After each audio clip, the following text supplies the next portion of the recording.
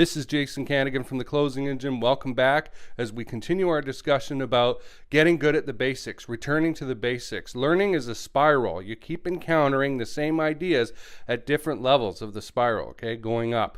And so just because you saw something in a David Ogilvy book about headlines 15 years ago, if you're a copywriter, doesn't mean that you remember about it, those basics, or that you wouldn't learn a hell of a lot at this point in the spiral compared to where you started out 15 years ago, okay? So go back to the basics. They will make you better at the advanced stuff too, okay? But let's look at sales process here.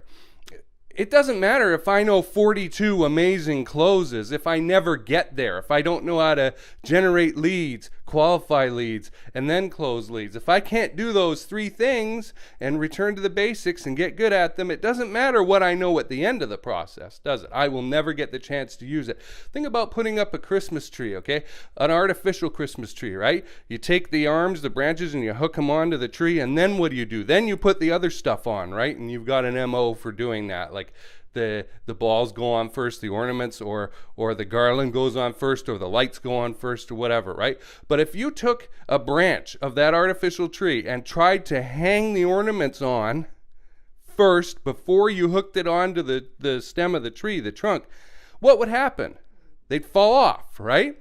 Okay, so you got to go back to the basics. We got to set the tree up first properly before we can start hanging ornaments on it. So go back to the basics. If you put that tree up right before you start putting stuff on it, it's going to be good, right? It's going to be stable. It's going to work the way you want it to.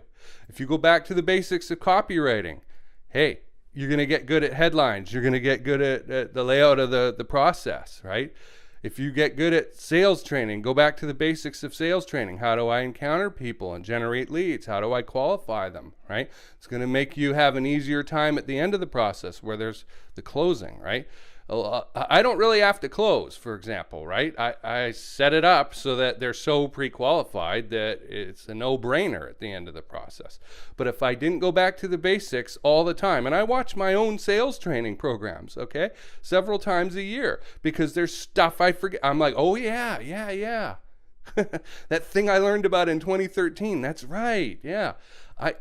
I got to apply that back in. That's not just a technique, that's a basic, right? Let me remind you to go back to the basics, okay?